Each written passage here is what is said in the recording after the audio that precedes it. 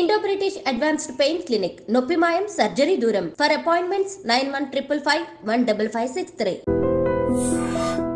ఆదిరెడ్డిని 2024లో first గెస్ట్గా మేము ముందు తీసుకొచ్చాం. ఇలాంటి స్టోరీస్ అని ఉంటే అందరికి ఇన్స్పిరేషన్గా ఉంటుంది కాబట్టి అడుగుతున్నా క్వశ్చన్. నాకు వేరే వాళ్ళ ముందు ఎమోషనల్ అవ్వడం నాకు ఇష్టం ఉండదు.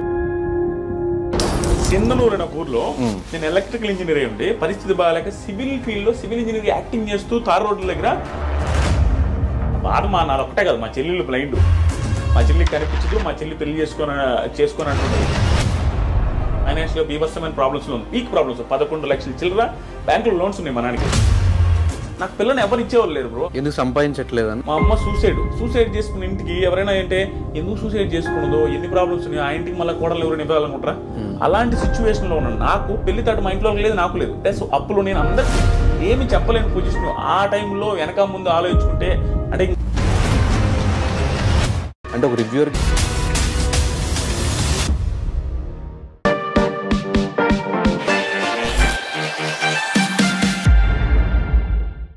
హాయ్ హలో నమస్తే, నేను మీ anchor Dhanush. Welcome to iDream. ఈరోజు మనతో పాటు నా గెస్ట్ ఆదిరెడ్డి. ఒక రివ్యూవర్గా తన కెరీర్ స్టార్ట్ చేసి బిగ్ బాస్ మీద రివ్యూస్ చెప్పుకుంటూ అదే బిగ్ బాస్ కంటెస్టెంట్గా వెళ్ళి టాప్ 5 వరకు నిలిచి ఈరోజు యూట్యూబ్లో వన్ ఆఫ్ ద టాప్ రివ్యూవర్స్గా నిలిచి అండ్ చాలామంది రివ్యూవర్స్కి ఒక ఇన్స్పిరేషన్గా నిలిచాడు.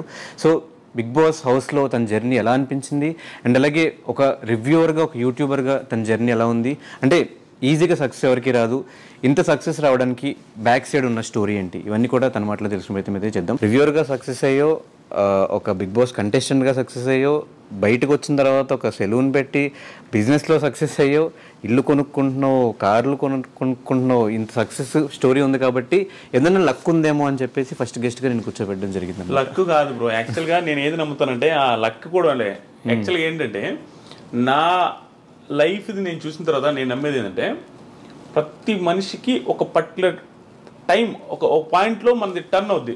ఆ తర్వాత ఎవడు ఆపలేడు. మళ్ళీ బ్యాక్ వెళ్ళిపోతున్నావు, అతి చేష్టలు చేసావంటే మళ్ళీ డౌన్ అవుతావు. కానీ నాకు వచ్చిన పర్టికులర్ టర్నింగ్ పాయింట్ ఎక్కడంటే బిగ్ బాస్ రివ్యూస్ చేయడం బ్రో. ఎంత కామెడీ బ్రో. జీవితంలో ఎవడైనా బిగ్ బాస్ షోని చూసి మళ్ళీ చెబితే దానివల్ల లైఫ్ సెటిల్ అయిపోద్దని ఊహించలేం. చాలామంది సెటిల్ అయినాయి, నాకు మాత్రం షాకింగ్. మిగతా వాళ్ళందరికీ నాకు డిఫరెన్స్ ఏంటంటే అందరు లైఫ్లు సెటిల్ అవ్వచ్చు, నా లైఫ్ సెటిల్ అవ్వడం కాకుండా బిగ్ బాస్ కంటెస్టెంట్ లోపల పోయి వచ్చా. అది చాలా మిరాకిల్. అది వెళ్ళి రావడం, అక్కడ సక్సెస్ అయ్యి రావడం. అక్కడ నాకు టర్నింగ్ పాయింట్ ఎక్కడ వచ్చిందంటే హెవీ ప్రాబ్లమ్స్ ఫేస్ చేసిన ఆదిరెడ్డి. ఎంత ప్రాబ్లమ్స్ అంటే నేను హార్ట్ఫుల్గా చెప్తున్నా, చాలామంది యూత్ అసలు ఫేస్ చేస్తుండ్రు, అన్ని ప్రాబ్లమ్స్ ఫేస్ చేశా. అవి అనుకుంటే కొంతమంది కామెంట్లు అనొచ్చు, అబ్బా చాలామంది ఫేస్ చేశారని. నా ప్రాబ్లమ్స్ నాకు భయంకరంగా ఎక్కువ, అంటే అందరికంటే ఎక్కువ అని చెప్పకూడదు కానీ చాలామంది ఫేస్ చేస్తుంటారు చూసారు. ఆ ప్రాబ్లమ్స్తో ఈక్వల్గా ఉంటాయి నా ప్రాబ్లమ్స్. ఆ స్టేజ్ నుంచి ఈ స్టేజ్ దగ్గర రావడం ఎక్కడి నుంచి స్టార్ట్ అయింది అంటే 2018లో బిగ్ బాస్ రివ్యూ స్టార్ట్ చేశాను. అది కూడా ఎంత కామెడీగా స్టార్ట్ చేసినా బ్రో. 2018లో సీజన్ 2 అప్పుడు స్టార్ట్ చేశా. ఎంత కామెడీగా అంటే నా ఫ్రెండ్ ఊరికి వీడియో పెడితే కామెడీగా ఓవర్ హుడీ వేసుకొని చేస్తుంటా. ఎంత పాత హుడీ అంటే ఆ పాత హుడీ వేసుకొని ఇట్లా పెట్టుకొని, అంటే నేనేదో పెద్ద తోపు అనే ఫీలింగ్తో చేస్తా ఉన్నాను ఇట్ట పవన్ కళ్యాణ్ స్టైల్లో. అది వైరల్ అయింది, అన్ని ఛానల్స్ పెట్టుకున్నారు. నా ఛానల్లో 100 మంది సబ్స్క్రైబర్లు ఉన్నారు. ఆ 100 మంది సబ్స్క్రైబర్స్తో అది 8,000 వ్యూస్ వచ్చింది. ఆ రోజు నుంచి ఈ రోజు దాకా మినిమం వ్యూస్ లేకుండా నా ఛానల్లో వీడియో లేదు బిగ్ బాస్ రిలేటెడ్. అది నా లైఫ్లో టర్నింగ్ పాయింట్. దానికి ముందు పడ్డ కష్టాలు కొన్ని చెప్తాను చూడండి. నేనదే లక్ అన్నారు చూసారా, ఆ లక్ ఆ టైం ఉంది చూసారా, అది కలిసి వస్తే ఎవడు ఆపలేడు.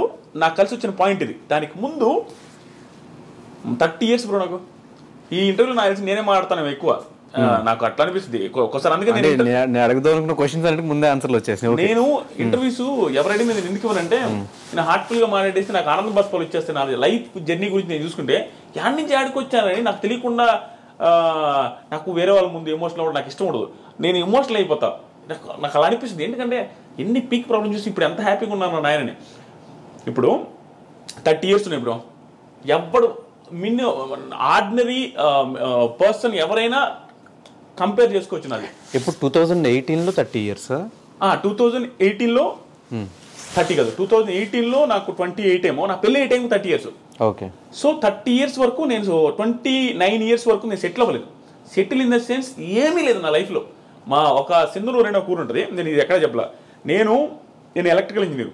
కొన్ని నేను చెప్పలేను, మరి ఓవర్ డ్రామాటిక్గా ఉంటుంది నా లైఫ్ స్టోరీని. కొన్ని చెప్పను, ఈరోజు కొన్ని చెప్పలేను. కానీ ఎందుకు చెప్పాలి అంటే ఆడియన్స్లో మీరు రివ్యూ స్టార్ట్ చేసిన తర్వాత మిమ్మల్ని చూసి ఓకే ఇలా కూడా సంపాదించేసి డబ్బులు అని చెప్పి యూట్యూబ్లో చాలామంది రివ్యూ స్టార్ట్ చేసిన వాళ్ళు ఉన్నారు, వాళ్ళు సక్సెస్ అయ్యి వాళ్ళ లిమిట్లో వాళ్ళు సంపాదించుకుంటున్న వాళ్ళు కూడా ఉన్నారు. కాబట్టి ఇలాంటి స్టోరీస్ అని వింటే అందరికీ ఇన్స్పిరేషన్గా ఉంటుంది కాబట్టి అడుగుతున్నా క్వశ్చన్. సింధనూరు అనే ఊర్లో నేను ఎలక్ట్రికల్ ఇంజనీర్ అయి ఉండి పరిస్థితి బాగాలేక సివిల్ ఫీల్డ్లో సివిల్ ఇంజనీర్ యాక్టింగ్ చేస్తూ తార్ రోడ్ల దగ్గర ఇలా పెట్టి ఆ మీటర్ ఉంటుంది, ఓన్లీ సివిల్ ఇంజనీర్స్ కంపేర్ చేసుకోవచ్చు, వాళ్ళకి అర్థమవుతుంది ఎన్ని సెంటీమీటర్స్ తారు వచ్చిందని ఇట్లా చూడాలి ఉంగి. అది చేసేవాడు నేను. మొత్తం నల్లగా అయిపోయి తార్ రోడ్డు ఇక్కడ 13,000 14,000 ఇచ్చేవాళ్ళు. అక్కడ పని చేస్తున్నప్పుడు అక్కడ చిన్న రూమ్ ఇస్తారు మాకు. ఆ రూమ్లో ఉన్నప్పుడు మా నాన్న ఒకరోజు కాల్ చేసిండు, బాధపడతా. అప్పుడు పోయి పొజిషన్ చాలా బ్యాడ్గా ఉండేది అనమాట. ఎట్టకొట్టి చేసుకోరా, సెటిల్ అవ్వరా, నువ్వు నీది ఒకటే నాకు బాధ. ఎందుకంటే బాధ నాది ఒకటే కదా, మా చెల్లెళ్ళు బ్లైండ్, మా చెల్లికి కనిపించదు, మా చెల్లి పెళ్లి చేసుకొని అంటుంటుంది, అదొక పక్క మా నాన్నకి బాధ ఉంది. ప్లస్ మా మదర్ సూసైడ్ చేసుకొని చనిపోయి ఉన్నారు, అదొక బాధ ఉంది. ఫైనాన్షియల్గా బీభత్సమైన ప్రాబ్లమ్స్లో ఉంది, పీక్ ప్రాబ్లమ్స్. 11 లక్షల చిల్లర బ్యాంకులో లోన్స్ ఉన్నాయి మా నాన్నకి. నాకు తెలుసు, నేను రాజకీయాలు పెద్ద కాన్సన్ట్రేట్ చేయను, కానీ ప్రతిసారి ఎలక్షన్కి ముందు ప్రతిసారి దేవుని మొక్కునేది తెలుసు. ఒకప్పుడు మా నాన్న మా అకౌంట్లో అదే మా లోన్స్ ఏదైతే ఉంటాయో చూస్తారు, అగ్రికల్చర్ లోన్స్, అవి అయితే వెళ్ళిపోవాలా. అది ఎవడు హామీ ఇస్తే వాళ్ళు గెలవాలని కోరుకునేది. చాలా మంది ఇచ్చారు అట్లాంటి హామీలు. ఈసారి అగ్రికల్చర్ లోన్స్ మొత్తం పోతాయి, వాళ్ళు ఇచ్చారు, వీళ్ళు ఇచ్చారు, అన్ని ఈ గవర్నమెంట్ ఇచ్చింది, ఆ గవర్నమెంట్ ఇచ్చింది. ప్రతిసారి నేను ఎవరికి హామీ ఇస్తే వాళ్ళు గెలవాలనుకున్నాను. అంటే నాకు లైఫ్లో ఇంకేం గోల్స్ ఉండేది బ్రో. నా లోన్స్ క్లియర్ అయిపోతే మా నాన్న హ్యాపీ, నేను హ్యాపీ అనుకునేవాడిని. అలా మా నాన్న ఆ రోజు సింధనూరు దగ్గర ఫోన్ చేసినప్పుడు బాధపడతా మాట్లాడాడు. అది నాకు ఇప్పటికీ గుర్తుంది. ఆ రోజు నుంచి మళ్ళీ ఆ 30 ఏళ్ళు అని చెప్పేసి పెళ్ళి రోజు వరకు నాకు పిల్లని ఎవరు ఇచ్చేవాళ్ళు లేరు బ్రో. అంటే ఇంకా నా పెళ్లి గురించి టాకే వచ్చేది లేదు మా ఇంట్లో. ఎందుకు సంపాదించట్లేదన్నా, లేకపోతే నేను అప్పుడు ఎంత బ్రో 48 కేజీలు పెట్టినోని, 50 కేజీలు నా హైట్ ఇంతే ఉండదు, 6.3, 48 కేజీల వెయిట్తో. మా అమ్మ సూసైడ్ చేసుకున్న ఇంటికి ఎవరైనా అంటే ఎందుకు సూసైడ్ చేసుకున్నదో, ఎన్ని ప్రాబ్లమ్స్ ఉన్నాయో, ఆ ఇంటికి మళ్ళీ కోడలు ఎవరైనా ఇవ్వాలనుకుంటారా. ప్లస్ మా ఇంట్లో మా చెల్లి అలాగే ఉంది, ఒక పర్సన్ హ్యాండిక్యాప్డ్ పర్సన్ ఉండే ఇంటికి ఎవరు ఇవ్వాలనుకోరు. అలాంటి సిచ్యువేషన్లో ఉన్న నాకు పెళ్లి తాట మా ఇంట్లో లేదు, నాకు లేదు. ప్లస్ అప్పులు నేను అందరికీ తెలుసు. ఆ పొజిషన్ నుంచి 30s నాకు ఎలా ఉన్నాడు చూడు, నా పెళ్లి కాలేదు. ఎవరికైనా ఒక పర్సన్కి ఎలా ఉంటుంది బ్రో, జాబ్ లేదు, పెళ్లి కాలేదు, అందరూ అడుగుతారు. మన ఫ్రెండ్స్కి మన ఫైనాన్షియల్గా ఇదేంది తెలియదు. మన బీటికి ఫ్రెండ్స్కి ఏమంటారు, ఫోన్ చేసి ఏమమ్మా ఎప్పుడు పెళ్ళి అంటారు. మనం ఏం చెప్పలేము, ఏం చేస్తున్నారు అంటారు, ఏమి చెప్పలేని పొజిషన్. ఆ టైంలో వెనక ముందు ఆలోచించుకుంటే అంటే ఇంకా లిటరల్గా ఆ పొజిషన్ ఎట్లా ఉందంటే నిల్ అనమాట బ్రెయిన్లో. అంటే ఇంక మనకు ఆలోచించడానికి కూడా ఎట పోతే అట్ట వదిలేసిన, మొత్తం ఫ్రీగా వదిలేయబట్టే బిగ్ బాస్ రివ్యూ చేయండి కామెడీగా. అంటే నీకు ఒక టైం వస్తుంది బ్రో, నేను కాన్సన్ట్రేట్ చేసి నా లైఫ్ని నా కెరీర్ టర్న్ అవ్వాల. నోటుకు వచ్చినట్టు వదిలేస్తే కెరీర్ ఒక మలుపుకి వచ్చింది. అలా కామెడీగా చేసిన బిగ్ బాస్ రివ్యూస్. ఆ తర్వాత నాకు తెలియదు అసలు బిగ్ బాస్ రివ్యూస్ చేస్తే డబ్బులు వస్తాయని కూడా. 30,000 సబ్స్క్రైబర్స్ ఎంతో మానిటైజ్ చేశారు. అప్పటి నుంచి డబ్బులు స్టార్ట్ అయింది. 70,000 రూపీస్ ఫస్ట్ ఇయర్ నాకు వచ్చిన రెవెన్యూ. 70,000 రూపీస్ వస్తే మా అక్క నాతో అనేది భయంకరమైన ప్రాబ్లమ్స్ చూస్తున్నాం. మా అక్క కూడా దగ్గరుండి ఎప్పుడైనా వాళ్ళ ఇంట్లో పెట్టుకొని ఫుడ్ పెట్టి వాళ్ళ ఇంట్లో నన్ను బాగా చూసుకుంటున్నాను ఉండేవాళ్ళు. మా అమ్మ చనిపోయిన తర్వాత 70,000 వచ్చిన మా అక్క కాల్ చేసి ఏమన్నా తెలుసా, అమ్మయ్య ఇంకొక 1.5 లక్ష 2 లక్షలు చేసుకోరా, మొత్తం నీకు ఎట్ట కూడా పెళ్లి చేద్దాం, ఆ 2 లక్షలు 1 లక్ష ఎట్లా కూడా అప్పు చేసి నీ పెళ్ళి అయితే బాగుంటుందని. మా అక్క కూడా హోప్ వచ్చింది, 70,000 సంపాదించినని. అక్కడ స్టార్ట్ అయిన నా జర్నీ లాస్ట్ బిగ్ బాస్ రివ్యూస్లో ఒక మంత్కి 39 లక్షలు మీరు ఆల్రెడీ చూసుంటారు. అక్కడ దాకా వచ్చింది. నేను ఈ వీడియోలో ఇవి చెప్పేది పొగరుగా చెప్పట్లేదు బ్రో. కొంతమంది జెన్యూన్గా చెప్తున్నాను, కొంతమంది ఫ్యామిలీస్ కానీ కొంతమంది ఫ్యామిలీస్లో ఉండే పేరెంట్స్ కానీ స్ట్రగుల్ని తీసుకోలేక సూసైడ్ చేసుకుంటారు. ఎగ్జాంపుల్ మా మా మదర్కి పీక్ ప్రాబ్లమ్స్. మా ఇంట్లో అందరికీ ఏంటంటే ఆస్తులు ఉండేవి బ్రో. ఆస్తులు ఎలాంటి ఆస్తులు, మెట్ట ప్రాంతం అది. ఆస్తులు అయితే ఉంటాయి చెప్పుకోవడానికి, 8 ఎకరాలు 9 ఎకరాలు 10 ఎకరాలు అంటారు, కానీ అవి ఎవడు కొండవు దాంట్లో పంటలు పండవు. ప్లస్ పల్లెటూరులో ఉండేవాడు పీక్ ప్రాబ్లమ్స్ వచ్చినా అవి అమ్మడు. దానివల్ల ఆస్తులు కొంచెం ఉన్నప్పటికి కూడా ప్రాబ్లమ్స్ ఎప్పుడు ఉండే. చేతిలో డబ్బులు ఉండేది లేదు. బర్రెలు ఉంటాయి, బర్రెలు మొత్తం మా అమ్మాయి చూసుకుంటుంది. గెడ్డి మోపులు తెచ్చేది మా అమ్మాయి, వ్యవసాయం చేసేది మా అమ్మాయి, నిమ్మ తోట ఉండేది, అది కూడా పోయిందిలే. అక్కడికి పోయేది మా అమ్మాయి, మాకు వండి పెట్టేది మా అమ్మాయి, 4 పిల్లకాయలని. అన్నీ చూసుకునేసరికి మా అమ్మకి బాగా, మా అమ్మ కూడా హైట్ ఎక్కువ, సన్నంగా ఉండేది. అంత ప్రాబ్లమ్స్ ఫేస్ చేస్తే ఒకసారి హోటల్ ఉండేది మాకు. ఎంత ప్రాబ్లమ్స్ అంటే ఒకసారి ఊహించుకుంటేనే అంటే నేను పేరెంట్ అయిన తర్వాత మా ఇంట్లో వాళ్ళు ఎంత స్ట్రగుల్ అయి ఉంటారో మా అమ్మ అనిపిస్తుంది. మా వైఫ్ని చూసిన తర్వాత హోటల్ ఉండేది, చిన్న హోటల్, ఊళ్ళో రేకుల షెడ్ వేసి ఒక హోటల్, మా సొంత ప్లేసే కాబట్టి అక్కడ పెట్టాము. బోండాలు, ఇడ్లీలు, పూరీలు అన్నీ చేసి మా అమ్మాయి పెట్టి మా అమ్మాయి వండి అందరికీ పెడతా ఉండేది. అవే డబ్బులు వస్తూ ఉండేవి. అప్పుడు మేము హ్యాపీగా ఉన్నాం. ఆ టైంలో ఆ హోటల్ పెట్టిన టైంలో మా మంచి సక్సెస్లో ఉండేది. ఓకే, కొంచెం డబ్బులు చూస్తున్నాం. ఆ టైంలో నేను బీటెక్ జాయిన్ అవుతూ ఉండేది. జాయిన్ అయ్యి బీటెక్ కాలేజీకి పోయే ముందు రోజు మండలు దుడిచేది, ప్యాకెట్లు కట్టేది. నాకు ఇష్టం ఉండదు, ఎవరికి ఇష్టం ఉండదు బ్రో. బిల్డప్ ఇవ్వాలని ఎవరికైనా ఉంటుంది. మిడిల్ క్లాస్ పర్సన్ బిల్డప్ ఇస్తాం. బీటెక్ స్టూడెంట్ అంటే ఏమనిపిస్తుంది, సో బిల్డప్ ముందు అనుకునే వాళ్ళం ఆ ప్యాకెట్లు కట్టుకుంటా అవి క్లీన్ చేసుకుంటా ఉండేది. ఆ టైంలో మా అమ్మకు ఒకరోజు నేను పూరి చేస్తా, పూరి బాండలు మొత్తం కాళ్ళ మీద పడిపోయింది. వేడి ఆయిల్ డైరెక్ట్ పూరీలు చేస్తూ ఉంది, అది స్లిప్ అయి పడిపోతే ఆ పడ్డ కాళ్ళంతా కాలిపోయింది, ఎగిరొచ్చి ముఖం మీద అంతా పడ్డాయి. మొత్తం ముఖం కాలింది, కాళ్ళు కాలి. మా అమ్మ ఆల్మోస్ట్ 3-4 నెలలు బెడ్ రెడ్. అక్కడి నుంచి అంటే ఆ రోజు నుంచి మా అమ్మకి మొత్తం టర్న్ అయింది. అంటే ప్రాబ్లమ్స్ ఏమి ఎక్కువ ఉన్నాయి, లోన్స్ ఏమి ఎక్కువ ఉన్నాయి, మా చెల్లెళ్ళది ఒక బాధ, ప్లస్ మా నాన్న పెద్దగా వర్క్ చేయడు, నాదొక బాధ, నాకు జాబ్ లేదు, ఇవన్నీ బాధలు పెట్టుకొని ఆ టైంలో మా అమ్మ ఏమనిపిస్తుందంటే ఈ పెయిన్స్ ఎక్కువ ఉండేవి, బ్యాక్ పెయిన్ ఎక్కువ వచ్చేది, ఈ ఆయిల్ పడ్డ మంటలు ఎప్పుడు ఉండేవి. దానివల్ల సడన్గా ఒకరోజు సూసైడ్ చేసుకుని చచ్చిపోయింది. అది ఎందుకు చచ్చిపోయింది, ఏమి రీజన్స్ అనేది తెలియదు. మాకు అర్థమైంది ఏంటంటే ఎప్పుడు బ్యాక్ పెయిన్ అంటూ ఉంటుంది, ఈ మంటలు అంటూ ఉంటుంది, పరిస్థితులు బాగాలేవు, అప్పులు ఎట చేయాలనేది. ఎందుకంటే మా అమ్మ ఒక్కటే కష్టపడతా ఉంటుంది. అవన్నీ తట్టుకోలేక సూసైడ్ చేసుకుని చచ్చిపోయింది బాత్రూమ్కి వెళ్ళి. అది కూడా నార్మల్. ఆ రోజు కూడా లాస్ట్ ఫుడ్ తినింది నేనే. గోంగూర పచ్చడి నాకు ఎప్పటికీ గుర్తుంది. అంటే మన బెల్ల పెట్టుండదు తెలుసాను. ఇప్పుడు నేను రిగ్రెట్ ఫీల్ అవుతా. ఆ రోజు కూడా నాకు ఇప్పటికి గుర్తు. ఏంది మా ఈరోజు కూర అంటే పచ్చడి రానిది. పచ్చడితో ఏంది అంటే మా ఇది సరే పెట్ట 2 ముద్దలు తిని నేను తినలేను, తిను. మన బిహేవియర్ అట్లా ఉంటుంది. ఓ బిల్డప్ ఇస్తుంటాం కదా, ఇసిరేసేది ప్లేట్లు, అదే విధంగా ఉండేది. అక్కడ పెట్టేస్తే మా అమ్మాయి లాస్ట్లో సరే నేను తింటలేపో అన్నది పెట్టేసి ఆ ఫ్రెండ్ వాళ్ళ ఇంటికి వెళ్ళిన. రోజు ఆడే పడుకునేది మా ఫ్రెండ్ వాళ్ళ ఇంట్లో. ఎందుకంటే చిన్నప్పుడు మా ఇంట్లో దొంగలు పడ్డారు. అప్పటి నుంచి నాకు దొంగలు అంటే భయమే, మా ఇంట్లో పడుకున్నాను. అక్కడికి వెళ్తే నేను వేరే ఫ్రెండ్స్తో ఫోన్ మాట్లాడుతున్నా 11-11:30 టైంలో. నాకు ఫోన్లు వస్తామని మా ఇంట్లో నుంచి నాన్ స్టాప్గా కట్ చేస్తా ఉన్నా. మనకి ఓవరు కట్ చేస్తున్నా. ఒక టైంలో ఏక ఫోన్ చేస్తానంటే ఇంటికి అడిగినా అన్నాడు. మర్చిపోయింది, నేను ఫోన్ ఎత్తకపోతే నా ఫ్రెండ్ లోపల ఇంట్లో ఉన్నాడు. వాడికి ఫోన్ చేసి అది నేను ఫోన్ ఎత్తట్లేదు, ఒకసారి ఇంటికి రమ్మని రాను. వాళ్ళకి మా అమ్మ చచ్చిపోయిన విషయం చెప్పేశారు. అలా చెప్పేశారు. నేను బయట ఫోన్ మాట్లాడుతున్నా నైస్గా. వాడు పప్పు తిన్న అన్నంతో వచ్చిండు బయటికి వచ్చి, మామ మీ ఇంటి దాకా పెద్ద మామ అన్నాడు. నువ్వు పోయి రాపరా, మీ అన్నతో నాకు పని ఉందంటే నువ్వు పోయి రాపరా. వాడేమనంటే ఎక్స్ట్రా చెప్పుడు రా మామ అనేసరికి సరే అని నేను ఫోన్ పెట్టకుండా మధ్యలో కూర్చొని బైక్లో మాట్లాడుతూ ఉన్నా. వాడులా మామ ఫోన్ పెట్టి మామ అన్నాడు. ఫోన్ పెట్టి అన్నాడు. పెట్టేసిన తర్వాత వాళ్ళ తమ్ముడు నా వెనక కూర్చోన్నాడు, నేను మధ్యలో ఉంటే వాడు చెయ్యి నా మీద వేస్తుంటే వాడు అన్నం పప్పు అంతా ఉంది. రే హరీష్ చెయ్యి కూడా కడుక్కోవాలంటున్నా. రే మనకేం తెలియదు కదా, ఈ చెయ్యి కూడా కడుక్కోలే ముండనాయుడు అంటా ఉన్నా. మర్చిపోయిన అమ్మ అంటుండు. పోతే మా అమ్మ మా ఇంటి చుట్టూ జనాలు ఉన్నారు. ఏంది వీళ్ళందరూ ఈ టైంలో ఉంటే ఏమైనా గొడవ అయింది ఇంట్లో, ఎందుకు ఏంటి అసలు. పోగానే మా అమ్మని బయట తెచ్చున్నారు, గుండెల మీద వస్తూ ఉన్నారు. అబ్బా నాకు అంటే నేనే ఉన్నట్టు బతుకుంది అనుకున్నా. ఎంత అప్పుడు ఇంకా వెంటనే చూడగానే చచ్చిపోయింది. నేను మిద్ది మీద పోయి బీభత్సంగా ఏడ్చిపోవడానికి ఆ రోజు నుంచి దాదాపు 1 month నేను ఫుల్ స్ట్రగుల్ అయిపోయినా. యాక్చువల్గా నేను బాధపడను. అమ్మ నేను ఎమోషనల్ అయిపోతా స్వామి నిజంగానే. యాక్చువల్గా నేను బాధపడను. ఆ టైంలో నా బాధ అంటే తెలిసింది. అంటే వెరీ రెక్లెస్ క్యాండిడేట్ బ్రో. అంటే రెక్లెస్ అంటే మనకి ప్రేమ ఉంటుంది. చాలామంది పిల్లకాయల దగ్గర యూత్ దగ్గర ఉండేది ఇదే, అమ్మన్న నాన్న ఇష్టమే, తెలియకుండా కోపాలు ఎవరి మీద చూపించలేక ఇంట్లో సిరీస్లు కొడుతూ ఉంటారు ప్లేట్లు. నేనంతే, పప్పుచారు అంటే ఇష్టం, పప్పుచారు చేయకపోతే నేను ప్లేట్ ఇస్తుండేది, ఏంది కూరలు ఎప్పుడు ఇదేనని. పరిస్థితులు బాగాలేవు, అది మనకు తెలిసినా కూడా బిల్డప్ ఇస్తుంటాం. ఆ సిచ్యువేషన్ అప్పుడు నాకు అన్నీ గుర్తొస్తున్నది, ఎంత ఓవర్ చేసామురా అని. కానీ నిజంగా చెప్తున్నా బ్రో, మా అమ్మ చనిపోయే ముందు 2 months 2-3 months మా అమ్మని భయంకరంగా అర్థం చేసుకున్నాను. చెప్పిన ప్రతి మాట వినేవాడిని. ఎందుకో మా అమ్మ భయంకర స్ట్రగుల్ అవుతుంది నాకు అర్థమైంది. అక్కడ ఒక టైం వస్తుంది చూసారా, మనం కూడా ఎంత ఎదవైనా అర్థం చేసుకుంటాడు. ఆ పక్కలో నేను ఎంత ఇబ్బంది పడుతున్నాను ఆ టైంలో నేను మళ్ళీ అర్థం చేసుకునేది బ్రో. చిన్న మాట, ఒకప్పుడు నేను రోడ్లో పేరాపర్ వచ్చినాడు అంటే నేను మాపము అనేవాడిని. అలాంటిది ఒక మాట చెప్పిన వెంటనే వెళ్ళేవాడిని. మా అమ్మకి భలే ఆనందం, నేను ఒక్కని ఎంత బాగా వింటున్నాడు అనే ఫీలింగ్లో ఉండేది. కానీ సడన్గా చేసుకునేసరికి మాకు ఎవ్వరికి అర్థం కాదు. అది ఎట్లా అంటే బాత్రూమ్ రేకులు బాత్రూము, మా అమ్మ 5.7 5.8 ఉంటుంది, ఆ ఎత్తు 5.9 ఉంటుంది అంతే ఆ బాత్రూమ్. అంటే మనిషి ఊరేసుకొని ఏలాడాలంటే కాలు తగులుతుంటాయి. ఎలా ఎంత ఇబ్బంది పడి ఊరేసుకున్నదని మాకు ఇప్పటికీ ఆశ్చర్యంగా అనిపిస్తుంది. ఎంత పెయిన్ ఉంటే బాధపడదని. ఈ సుత్తంతా నేను ఎందుకు చెప్తున్నా అంటే, సుత్తి కాదు, చాలా మందికి ఇది ధైర్యాన్ని ఇవ్వాలి నాకు.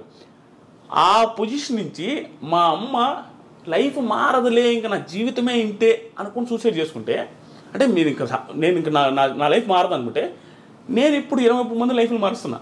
నేను సెలూన్ పెట్టి నా సెలూన్లో 20 మంది పనిచేస్తున్నారు, నా చుట్టూ 5-6 మంది ఉంటారు, వాళ్ళ లైఫ్లు నేను చూసుకుంటూ ఉంటాను. ఇన్ని లైఫ్లు నేను మారుస్తుంటే మా అమ్మ లైఫ్ మార్చలేను అనుకున్నది. హోప్లెస్గా అయిపోయి సూసైడ్ చేసుకుని చచ్చిపోయింది, ఇంకా ఆనందం ఉంటుంది. అదే మా మదరు సూసైడ్ చేసుకోకుండా ఎదిరించి పోరాడి ఇక్కడ దాకా ఉండుంటే ఈరోజు మా మదర్ ఉన్నప్పుడు నా సక్సెస్ ఇంకా ఎక్కువ ఉండేది కూడా, ఆనందంలో ఇంకా హ్యాపీగా ఉండదు. ఇప్పుడు మేము వీడియో చేస్తున్నాం, మా మదర్ కూడా మా వీడియోస్లో ఉండుంటే ఇంకా ఎంత బాగుంటుంది. ఇవన్నీ ఆలోచించుకుంటుంటే నాకు అనిపిస్తుంది, ఒరే నాయన సూసైడ్ ఎందుకు చేసుకుంటారో, నా లైఫే బెస్ట్ ఎగ్జాంపుల్. అసలు టర్నింగ్ పాయింటే ఉండదు, హ్యూజ్ ప్రాబ్లమ్స్ కానీ మా అమ్మ సూసైడ్ చేసుకున్నది.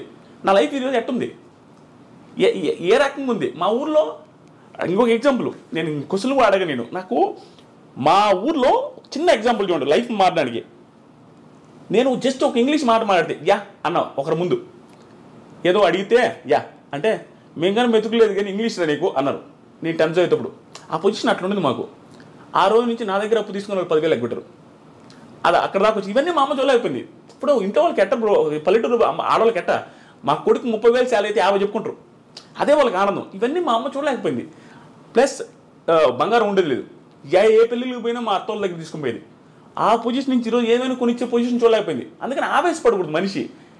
ప్రతి ఒక్కడికి నేనే సక్సెస్ అయినా బ్రో, నా దగ్గర టాలెంట్ లేదు, నేను జెన్యున్గా ఒప్పుకున్నా, నా దగ్గర ఏ టాలెంట్ లేదు, మాట్లాడతా అంతే. ఏది హార్ట్ఫుల్గా మాట్లాడతా, ఏది అనిపిస్తే అది మాట్లాడతా. టాలెంట్ లేని నేనే పెద్దగా చదివాను కూడా కాదు, ఓకే ఏదో వచ్చాయి. అలాంటి పర్సన్ నేనే సక్సెస్ అయిపోయి నా లైఫ్ మా ఫ్యామిలీ లైఫ్ మార్చేస్తే ఎంతోమంది బీభత్సమైన టాలెంట్ ఉంటుంది, వాళ్ళు ఎందుకు చచ్చిపోవాలా, వాళ్ళు ఎందుకు సూసైడ్ చేసుకోవాలి, నాకు అర్థం కాలే. నువ్వు వెయిట్ చేయి. బిగ్ బాస్ తుప్పాస్ బిగ్ బాస్ చాలా మంది ఆ షోని తిట్టుకుంటూ ఉంటారు, ఇప్పుడు తెలియదు ఉంది అది ఒక షోనా అంటారు. ఇన్ని చెప్తుంటే ఆ షో ఒక లైఫ్ మార్చింది, ఒక ఫ్యామిలీ లైఫ్ మార్చింది, మా తరాన్ని మార్చింది. ఇక్కడ నుంచి మా తరం స్టార్ట్ అయిపోద్ది, మా ఒక జనరేషన్ మార్చినట్టే. దాంతోపాటు నా చుట్టూ ఉండే వాళ్ళకి 20 మంది బతుకుతున్నారు. దీంట్లోనే కెరీర్ ఎత్తుకోగలిగిన టైం వస్తే అన్ని కలిసి వస్తే, అలాంటిది వేరే వాళ్ళు ఎందుకు ఎత్తుకోలేరు, చదువుకొని బాగా చదువుకున్న వాళ్ళు. సో నేను ఈ ఇంటర్వ్యూలో కానీ ఎక్కడొచ్చినా నేను ఈ పాయింట్ నా జీవితం మొత్తం చెప్తా ఉంటా, సూసైడ్లు చేసుకోవద్దు. ఏ లైఫ్ ఏ టైంలో నీకు రోడ్డు మీద ₹1 దొరుకుతుందో తెలియదు. నీకు ఏ పిల్ల నిన్ను నచ్చి ఆ పిల్లకి 100 కోట్ల రూపాయలు నీకు తెలియదు. నీకు ఎక్కడైనా చేంజ్ అయిపోవచ్చు, నీ లైఫ్ మొత్తం డిజాస్టర్ నుంచి హై క్లాస్లోకి వెళ్ళిపోవచ్చు. ఆ హోప్ ఉంచుకోండి, ఎప్పుడు చచ్చిపోవద్దు. నీకు నిజంగా చచ్చిపోవాలనిపిస్తే, నీకు అసలు నీ పరిస్థితి బాగాలేదంటే ఆకలితో చచ్చిపోయి కావాలంటే ఇది వెయిట్ చేయి లాస్ట్ రోజు దాకా ఏది దొరకపోవచ్చు, నువ్వు ఎట్టగా చచ్చిపోతావు. అంటే నీకు నువ్వు చచ్చిపోవాల్సిన అవసరం లేదు, నువ్వు తట్టుకోలేకపోతే అది ఆటోమేటిక్గా అయిపోద్ది. చచ్చిపోవద్దు, అది నేను అనుకునేది. ఆ పొజిషన్ నుంచి ఈ పొజిషన్ దాకా వచ్చి చూసారా. నేను ప్రతిసారి చాలామందికి చెప్పేది అంటే, నేను నా ప్రాబ్లమ్స్ ప్రతిసారి చెప్తుంటా. ఎందుకు తెలుసా, నాకు ఇప్పుడు ప్రాబ్లం ఉంది నేను చెప్పట్లా. నేను డైరెక్ట్గా చెప్పే కదా 33 లక్షలు ఒక నెలలో వచ్చినాయి. నాకు ప్రాబ్లం లేవు, సింపతి కాదు ఇది. నాకు ఒకప్పుడు ప్రాబ్లమ్స్ ఉన్నాయి, ఇప్పుడు లేవని చెప్తున్నా. ఇది ఇన్స్పిరేషన్గా ఉంటుంది, జనాలు చూసేవాళ్ళకి అనే ఉద్దేశంతో చెప్తుంటా. ఎందుకంటే చూసేవాడికి ఒకటి, పోనీ వాడి పొజిషన్ ఆ రోజు ఇంత బ్యాడ్ అంటారా, మంది అంత బ్యాడ్ కూడా లేదు. ఇప్పుడు ఆడి లైఫే మారింది, మన లైఫ్ ఎందుకు మారదురా, ఎందుకు మనం చచ్చిపోవాలనే ఆ హోప్ రావాలి జనాలలో. సూసైడ్ చేసుకునే అంత ఎదవలు లేరు. మా అమ్మని ఇప్పటికీ మా ఊర్లో తిడతారు, ఎదవగాపోతే ఆ రోజు సూసైడ్ ఆ పిల్ల ఎదవగాపోతే అటు చచ్చిపోకుండా ఉంటే ఈరోజు బంగారం ఉండు కదనే ఆవేశపడి ఆ పిల్ల అటు చేసుకున్నది కానీ అని మమ్మల్ని తిట్టా ఉంటారు అందరూ. అంతే కదా, చాలా ఇది బ్రో ఇవన్నీ. కానీ పర్ఫెక్ట్ ఎగ్జాంపుల్ 28 సంవత్సరాలకి ఒక రూట్ ఎంచుకుని సక్సెస్ అవ్వడం అంటే చిన్న విషయం కాదు. కానీ ఇన్ని రూట్స్ ఉండగా అంటే రివ్యూస్ చెప్పాలి అని థాట్ వస్తే సినిమాల మీద చెప్పొచ్చు, పొలిటికల్గా చెప్పొచ్చు. అప్పటికి పొలిటికల్ రివ్యూస్, సినిమా రివ్యూస్ ఇవన్నీ ఇండస్ట్రీలో ఉన్నాయి. ఇవేం కాదని బిగ్ బాస్ అనే షో మీద ఫస్ట్ టైం రివ్యూ చెప్పింది మీరే అనుకుంటా తెలుగు. అంతకుముందు నేను అది కూడా నేను చెప్తాను కదా, అంతకుముందు దిస్ ఈజ్ ఫనీ అని ఉంటాడు.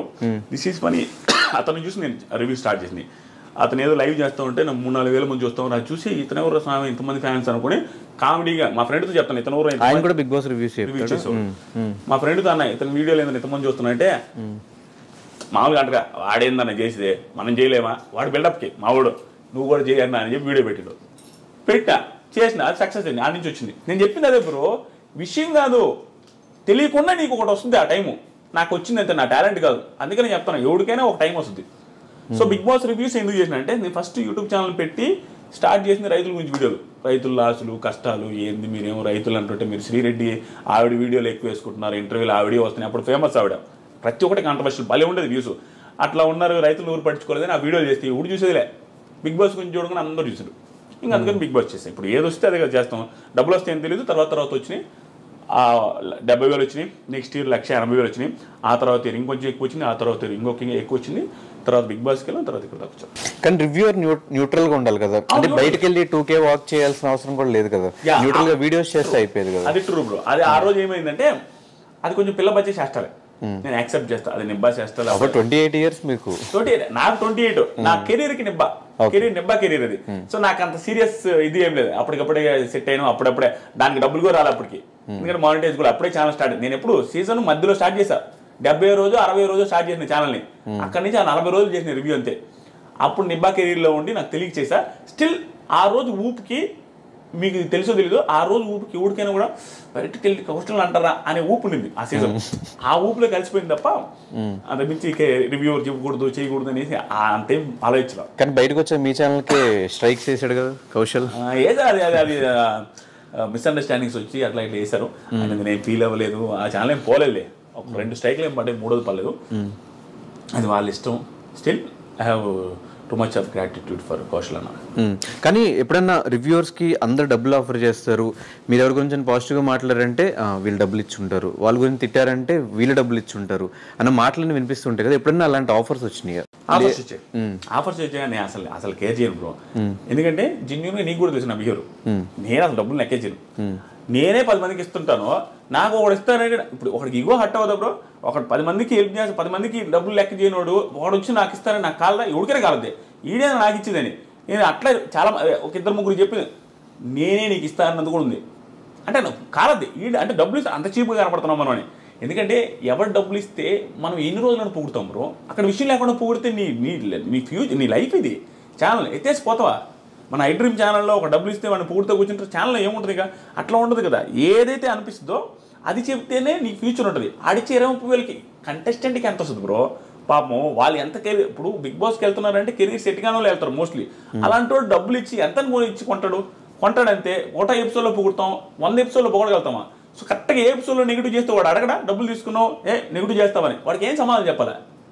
అది ఇంపాసిబుల్. ఎవరికి డబ్బులు ఇవ్వరు, ఏ రివ్యూలు డబ్బులు తీసుకొని రివ్యూ చేయరు. కానీ పర్సెప్షన్ వేరు ఉంటుంది. బిగ్ బాస్ షోనే 100 మంది 100 రకాలుగా కనపడుతుంది కాబట్టి ఆదిరెడ్డికి ఒక రకం కనపడుతుంది, దిస్ ఈజ్ ఫనీకి ఒక రకం కనపడుతుంది. కాబట్టి ఒక్కొక్కరు ఒక్కొక్క యాంగిల్ చెప్తారు, అంతకుమించి ఏమి లే.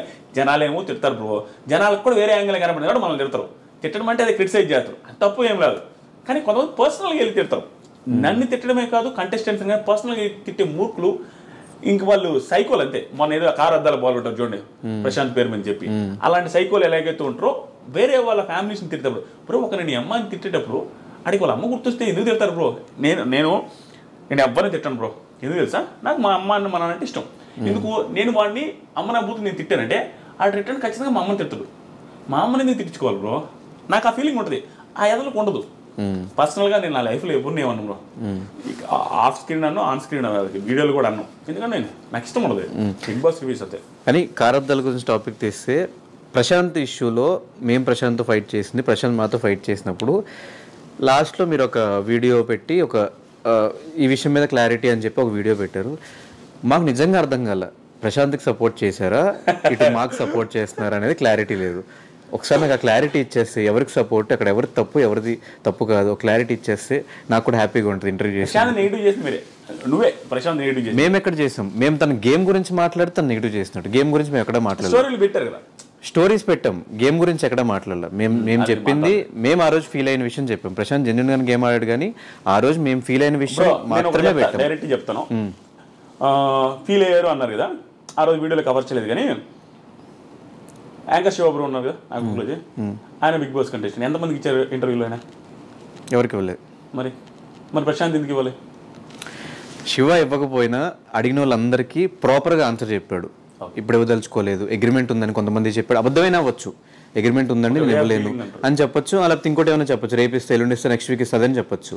అంతేగాని మా పొలానికి రా ఇలాంటి మాటలేం శివ మాటలు. ఒకవేళ మాట్లాడే శివది కూడా తప్పే. ఓకే, నేను అదే చెప్పాను, డీలింగ్ నేను అది చెప్పాను. నేను కూడా నా వీడియోలో, నేను ఇప్పుడు ఆ వీడియో క్లారిటీ ఇస్తాను, నేను ఆ వీడియోలో కూడా చెప్పింది ఏంటి, ప్రశాంత్ మీడియా వాళ్ళు ఏదైనా నిజంగా ఏదో ఒక బూత్ తిట్టారనగా ఆ తిట్టునుంటే తప్పే అని చెప్పా. కానీ దానికి ప్రూఫ్ లేదు, నాకు ప్రూఫ్ ఉన్నట్టే మాట్లాడండి. అదేవిధంగా ఇది కూడా చెప్పాను, నేను న్యూట్రల్గా చెప్పాను, మీకు అనిపించవచ్చు, ఉన్నది చెప్పా. నీతో ఉన్న పరిచయానికి శివబ్రోతో ఉన్న పరిచయానికి వీళ్ళిద్దరు అంత ఓవర్ చేసి అంత చేసే మెంటాలిటీ కాదు. ఎందుకంటే నేను కూడా ఇంటర్వ్యూలో నేను ఏం చేయలేదు, ఈవెన్ యాంకర్ శివ కూడా అడిగాడు, నేను ఏం చేయలేదు. ఆయన మైండ్ సెట్ ముఖం మీద అట్లా అంటాడు, కానీ మరి గ్రడ్జ్ పెట్టుకుని ఒక ఇంటర్వ్యూ కోసం చేసే చీప్ మెంటాలిటీ. ఎందుకంటే 2-3 సార్లు కలిసాను, నాకు తెలుసు. అదే చెప్పిన, ఉన్నది చెప్పినా కాబట్టి మీకు అనిపిలా Dhanush waste candidate, Shiva waste candidate అంటే మీకు బాగా అనిపించదు రివ్యూ. కానీ అది కాదు, కానీ నాకు ఆ వీడియో పర్టికులర్ ఆ వీడియో చూసిన తర్వాత ఆదిరెడ్డి ఏమన్నా రివ్యూస్ కూడా న్యూట్రల్గా చెప్తాడా? అటు కర్ర విరగకూడదు పాము చావకూడదు అనే సామెతని ఏమన్నా బాగా పట్టుకుని ఉన్నాడా అని ఒక అనిపించింది. నిజమేనా? అది నిజం కాదు బ్రో. ఏంటంటే ఎవరవుదన్నా కాదన్నా అంటే నేను ఓవర్గా చెప్పుకునేది ఏం లేదు. నేను అసలు ఎప్పుడు చెప్పుకోను. నేను ఎప్పుడైనా నా దగ్గర టాలెంట్ లేదని చెప్తాను, నాకంటే బాగా రివ్యూస్ చెప్పుకోవాలని చెప్తాను. కానీ నా అదృష్టం కొద్దీ జనాలు అభిమానిస్తున్నారు కాబట్టి టాప్ రివ్యూ ఛానల్ ఎక్కువ వ్యూస్ వచ్చేది మందే. సో నా రివ్యూస్ని అందరూ చూస్తుంటారు కాబట్టి ఏది మిస్ చేసినా నన్ను వేసుకుంటారు. అది తెలుసు కాబట్టి నేను ఏది మిస్ చేయను. అది ఏది మిస్ చేయకుండా చెబుతున్నప్పుడు ఏమనిపిస్తుంది అంటే అన్ని యాంగిల్స్ కవర్ చేయడం వల్ల న్యూట్రల్ అనిపిస్తుంది. ప్లస్ కర్ర విరగదు పాము జావదన్న ఫీలింగ్ వస్తుంది. దానికి నేను ఏం చేయమంటారు, నేను అన్ని యాంగిల్స్ కవర్ చేస్తా, రెండు వైపులా మాట్లాడతా. సో ఓవరాల్గా ఈ సీజన్ 7 రివ్యూస్ ఎలా అనిపించినాయి బ్రో? మొత్తం డ్రామా, మొత్తం బిగ్ బాస్ అయ్యేంత వరకు ఒక డ్రామా, అయిన తర్వాత ఇంకో డ్రామా. అదే అడదాం అనుకున్నా బ్రో. నాకు రివ్యూస్ వచ్చారు బ్రో. సింపుల్గా ఈ 6 సంవత్సరాల రివ్యూస్ 6 సీజన్ రివ్యూస్కి నాకు వచ్చిన 3 లక్షల సబ్స్క్రైబర్లు అయితే ఈ సీజన్గా 3 లక్షల కంటే ఎక్కువ వచ్చారు సబ్స్క్రైబర్లు. ఈ 6 సీజన్స్ మొత్తం మీద వచ్చిన డబ్బులకి ఈ సీజన్ అంత డబ్బులు వచ్చినాయి. ఒక్క స్టేట్మెంట్స్ చెప్పిన అది చాలా హ్యాపీ నాకు. దాని వరకు అంతే స్ట్రగుల్ ఉంది, అంతే కష్టం ఉంది. అది అంత పక్కన పెడితే మీరు అడిగారు చూసారా డ్రామా అని, సీజన్ మొత్తం మీద జరిగింది గుర్తుండదు ఎవరికి. ఈ డ్రామా లైఫ్ లాంగ్ గుర్తుండిపోద్ది. ఏదైతే ఆ drama in the sense Prashanth ఏదో చేసిన డ్రామా అని కాదు, ఆ సిచ్యువేషన్ డ్రామా అంటున్నా. ఆ పోలీసులది కానీ, ఆ కేసు కానీ, ఆ హంగామా కానీ, సోషల్ మీడియాలో హైప్ అయింది కానీ అది అందరికీ గుర్తుండిపోద్ది. ప్రశాంత్ వాళ్ళ ఫ్యామిలీకి జీవితాంతం అది గుర్తుంటుంది, చూసే ప్రేక్షకులకు గుర్తుంటుంది. కానీ ఏంటంటే అది ప్రశాంత్కి పాజిటివ్ ఎవరు నా దృష్టిలో. ఎందుకంటే ఎవరికైనా కనీసం అనిపించేది ఏంది, ఏం మర్డర్ చేశారంటారు పాపం, తప్పేది తప్పు, పోలీసులు శిక్ష చేస్తారు అంతే. కానీ దాన్ని గుర్తుపెట్టుకుని ప్రశాంత్ని ఏదో ఇది చేసే అంత మిస్టేక్ కాదని నా ఫీలింగ్. ఇప్పుడు మీరు చెప్పండి. అయితే అది ఎందుకు ప్లస్ అనిపించిందంటే చూసిన ఎవరికైనా అనిపించుంటుంది. ఎంత ప్రశాంత్ హేటర్కైనా ఎవడో సైకోలు తప్ప పాపం రా మరి అరెస్ట్ చేసేసరికి అనిపిస్తుంది కదా, పాపం గెలిచేసి వచ్చాడు, పాపం పోవాలనుకో గెలిచేసి వచ్చినప్పుడు ఆ ఆనందం లేకుండా పోయింది కదా పాపం అని పాపం ఎవరికైనా అనిపిస్తుంది. నీకైనా అనిపించుంటుంది, శివకైనా అనిపిస్తుంది. ఈవెన్ వాళ్ళ ఫాదర్ వాళ్ళ మదర్ వీడియోస్ చూసినప్పుడు ఇంటి దగ్గర నుంచి లాక్కొచ్చిన బయటకు పడుకొని ఉంటాడు వల్ల ఎవరికైనా అనిపిస్తుంది అది అంతలా బయటకినా. సో అది అతనికి మంచిది జరిగింది. అది ఆ డ్రామా ఆ సిచ్యువేషన్స్ అన్నీ కూడా అతనికి మంచిదని నా ఫీలింగ్. నేను మాట్లాడినప్పుడు కానీ ప్రశాంత్ నేను మాట్లాడినప్పుడు నాకు అర్థం ఏంటంటే ఇన్నోసెంట్ అబ్బా మనిషి, నిజంగా ఇన్నోసెన్స్ ఇన్ ద సెన్స్ మాట్లాడిన చేత కాదు. ఎందుకంటే ఇప్పుడు ఒక్కొక్కరికి వొకాబులరీ అన్ని నుంచి వస్తుంది బ్రో, పెరిగిన నేచర్ని బట్టి వస్తుంది. ఎక్కడ పెరిగామో దాని తగ్గట్టు ఆ మాటలు ఆ ఇది వస్తుంది. ప్రశాంత్ పల్లెటూరు నుంచి వచ్చిన పర్సనాలిటీ, పెద్దగా మాటలు రావు, మాట్లాడడమే ఎక్స్ప్రెస్ చేయలేడు. అంతకుమించి మిగతా అంతా ఓకే మనిషి. నేను మాట్లాడిందంటే నాకు అర్థమైంది, ఒకసారి 2 సార్లు మాట్లాడినా బాగానే ఉన్నాడు. ఒక్కొక్క సిచ్యువేషన్ బట్టి కూడా మనిషి ఆ క్రౌడ్ని చూసి అది ఇది ఓవర్ ఎగ్జైట్ అయి ఉంటాడు, అంత మించి ఏం లేదు. అండ్ శివాజీ గారు రీసెంట్గా బయటకు వచ్చిన తర్వాత ఒక ఇంటర్వ్యూలో ఒక మాట అన్నారు, బిగ్ బాస్ తనకి ఇష్టమైన వాళ్ళని నేను గారెలు చేసినా కూడా నన్ను పట్టించుకోలేదు, ఒక పర్సన్ ఉన్నాడు, ఆ పర్సన్ లేపుతానే ఉన్నాడు సీజన్ అయ్యే వరకు, నువ్వు అది చేసావు ఇది చేసావు, ఆ పర్సన్ అమర్, అందరికి క్లారిటీ. సో ఆ ఒక పర్టికులర్ ఇంటర్వ్యూ ఆ బిట్ మీద వాట్ ఈస్ యువర్ ఒపీనియన్? నిజంగానే ఒక ఫేవరిజం ఉంటుందా బిగ్ బాస్లో కంటెస్టెంట్ మీద? ఫేవరిజం ఉంటుందా అంటే బిగ్ బాస్ స్క్రిప్టెడ్ కాదు బ్రో. ఈ పాయింట్కి డైరెక్ట్గా ఆన్సర్ వస్తుంది. బిగ్ బాస్ స్క్రిప్టెడ్ కాదు, కానీ ఒక షో పెట్టినప్పుడు ఇంటర్వ్యూ స్క్రిప్టెడ్ కాదు మంది. కానీ ఇంటర్వ్యూ ఇంట్రెస్టింగ్ ఉండడం కోసం మీరు ముందే ప్రిపేర్ చేసుకుంటారు క్వశ్చన్లు. దాన్ని స్క్రిప్టెడ్ అంటే ఎట్లా నాకేం చెప్పరు. అయినప్పటికీ కూడా దాన్ని ముందే చెప్పేశారు, ముందే రాసుకున్నారు. అంటే ఇంటర్వ్యూ బాగా రావడం కోసం ప్రిపరేషన్ జరుగుతుంది చూసారా. దీన్ని ఎలాగైతే ఈ ప్రిపరేషన్ అంటారో ఆ షో బాగుండడం కోసం వాళ్ళు కొన్ని ప్రిపరేషన్స్ ఉంటాయి. ఎలాంటివి?